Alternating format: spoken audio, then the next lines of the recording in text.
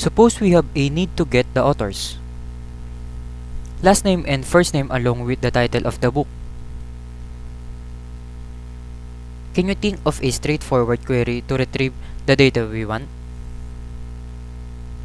There is not a simple select query which can accomplish this requirement. The reason behind this is table book constraint details only about, and table author contains details only about the authors.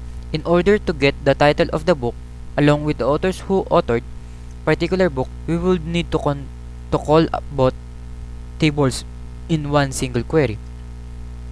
Let us see a simple example of retrieving data using two tables. Let us take table author list, which contains 20 rows. Book table, which contains 4 rows. Notice the end result from the result set. Select author underscore IT title from book underscore 30 underscore list. It displays 80 records selected.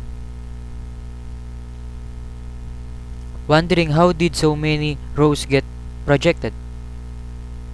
It is the direct product of two sets, 20 rows from author underscore list multiplied by 4 rows from book, which turns out to be 80 rows in total. This behavior is called the Cartesian product.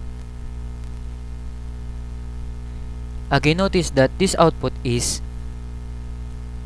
truncated for this display purpose.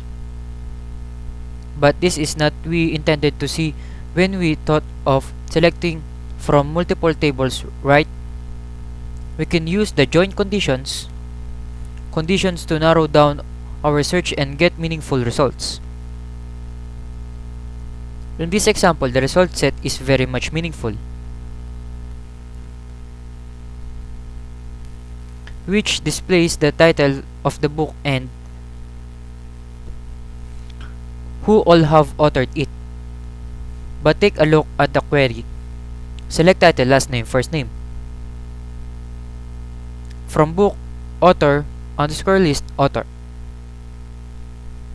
Where book underscore ID equals author underscore list dot book underscore ID and author underscore list dot author underscore ID equals author dot author underscore book dot book ID equals B1.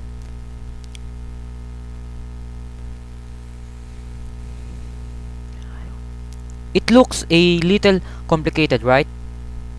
Not when you actually know when and how to use multiple tables.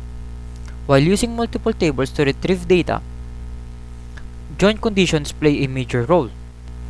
As you can see in the query used in this example, we are telling the database to search rows whose book ID in book table matches the book ID in author list table, and author ID in author list table matches that of author table. We have also passed one more condition, that is book ID should be B1 only. For display purpose, the result set data values are truncated here.